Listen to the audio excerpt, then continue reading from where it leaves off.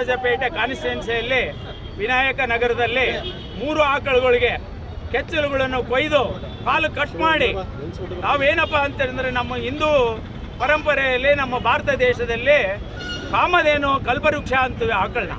ಆದರೆ ಅಂಥ ಕಲ್ಪವೃಕ್ಷ ಇವತ್ತು ಹಾಲು ಕೊಡ್ತಾ ಇದೆ. ಆ ಹಾಲಿನಿಂದ ಎಷ್ಟೋ ಜನ ಮಕ್ಕಳಾಗಲಿ ನಾವಾಗಲಿ ಬೆಳಗ್ಗೆ ಎದ್ದು ಕೂಡಲೇ ನಾವು ಕಾಫಿ ಕೇಳ್ತಾ ಇದ್ದೀವಿ.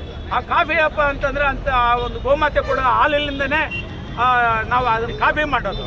ಅಂಥ ಕಲ್ಪವೃಕ್ಷ ಕಾಮಧೇನು ಆ ಆಕಳನ್ನ ಕೆಚ್ಚಲು ಕಟ್ ಮಾಡಿರೋದು, ಕಾಲು ಕಟ್ ಮಾಡಿರೋದು, ಇದು ಎಷ್ಟು ಮಟ್ಟಿಗೆ ಸಮಂಜಸಪ್ಪ ಅಂತೇಳಿ ನಾವು ಇವತ್ತು ಬಳ್ಳಾರಿ ರೈತ ಮೋರ್ಚಾ ಪರವಾಗಿ ಕರ್ನಾಟಕ ರಾಜ್ಯಾದ್ಯಂತ ಇದನ್ನು ಹೋರಾಟ ಇಟ್ಕೊಂಡಿದ್ದೀವಿ. ಎಲ್ಲ ಕಡೆ ಮಿನಿಸ್ಟ್ರು ಮನೆಗಳಿಗೆ ನಮ್ಮ ಸಗಣಿ ಎರಚುವ ಮುಖಾಂತರ ಒಂದು ಪ್ರತಿಭಟನೆ, ವಿನೂತನವಾಗಿ ಪ್ರತಿಭಟನೆ ಹಮ್ಮಿಕೊಂಡಿದ್ದೀವಿ. ಆದರೆ ನಮ್ಮ ಬಳ್ಳಾರಿಯಲ್ಲಿ ಮತ್ತು ಉಸ್ತುವಾರಿ ಮಂತ್ರಿಗಳು ಬಳ್ಳಾರಿ ಮಗನೇ ನೋಡಿಲ್ಲ, ಅವರು ಮನೆ ಇನ್ನು ಮಾಡೋದೇ ಇಲ್ಲಿ. ಅದಕ್ಕೋಸ್ಕರ ನಾವೇನು ಮಾಡ್ತಾ ಇದ್ದೀವಿ, ಅವರು ಕಟೋಟಿಗೆ ಇವತ್ತು ಇಲ್ಲಿ ಸರ್ಕಲಲ್ಲಿ ಕಟೋಟಿಗೆ ಇದು ಮಾಡಿ ಅವರಿಗೆ ಒಂದು ಸಗಣಿ ಎರಚುವ ಮುಖಾಂತರ ವಿನೂತನವಾಗಿ ನಾವೊಂದು ಪ್ರತಿಭಟನೆ ಮಾಡ್ತಾ ಇದ್ದೀವಿ. ಏನು ಬೇಡಿಕೆ ಇಟ್ಕೊಂಡು ಪ್ರತಿಭಟನೆ ಮಾಡ್ತೀವಿ? ಬೇಡಿಕೆ ಏನಪ್ಪಾ ಅಂತಂದ್ರೆ ಈ ತರ ನಮ್ಮ ಭಾರತ ದೇಶದಲ್ಲೇ ತಮಗೆ ಗೊತ್ತಾಗಿ ಹಿಂದೂಗಳು ಇದು ಧಕ್ಕೆ ಆಗಲಿ ಅಂತೇಳಿ ನಿರಂತರವಾಗಿ ಇದನ್ನು ಮಾಡ್ಕೊಂತ ಬರ್ತಾ ಇದ್ದಾರೆ. ಒಂದೊಂದಾಗಿ ಒಂದಲ್ಲ ಎಲ್ಲ ರೀತಿಯಿಂದನೂ ಕೂಡ ಅಲ್ಪ ಸಂಖ್ಯಾತರು ನಮ್ಮ ಹಿಂದೂಗಳ ಮೇಲೆ ಒಂಥರ ದೌರ್ಜನ್ಯ ಮಾಡ್ತಾ ಇದ್ದಾರೆ.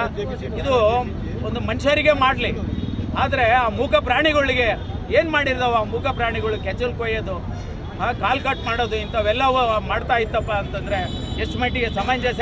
ನಾವೇನು ಹೇಳೋದೇನಪ್ಪ ಅಂತಂದರೆ ಇದ್ರ ಹಿಂದೆ ಯಾರಿದಾರ, ಏನು ಯಾರೋ ಒಬ್ಬರಿಬ್ಬ ಮನುಷ್ಯ ಮಾಡೋಕ್ಕಾಗೋದಲ್ಲ. ಅದು ಆ 3:30 ಗಂಟೆಗೆ ಎದ್ದು ಅದನ್ನು ಬೆಳಿಗ್ಗೆ ಹೋಗಿ ಅಲ್ಲಿ ಅವರು ಆಕಳು ಕಟ್ಟಿರೋದು ನಮ್ಮ ಓನರು ಕರ್ಣ ಅಂತೇಳಿ ಅವರು ಮನೆ ಕಾಂಪೌಂಡ್ನಲ್ಲಿ ಹೋಗಿ ಆ ಒಂದು ಕೆಚ್ಚಲು ಕಟ್ ಮಾಡಿ ಅವಾಮಾನೀಯ ಒಂದು ಇದು ಮಾಡಿದ್ದಾರೆ.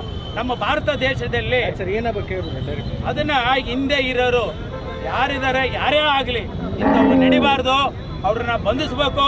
ಬಂಧಿಸೋದು ಅಲ್ದ ಅವ್ರು ಹಿಂದೆ ಇರೋರು ಎಲ್ಲರನ್ನೂ ಕೂಡ ಶಿಕ್ಷೆ ಒಳಪಡಿಸ್ಬೇಕಪ್ಪ ಅಂತೇಳಿ ನಾವು ರೈತ ಮೋರ್ಚಾ ಪರವಾಗಿ ಉಗ್ರ ಹೋರಾಟ ಮುಂದೆ ಈ ಥರ ಆಯ್ತಪ್ಪ ಅಂತ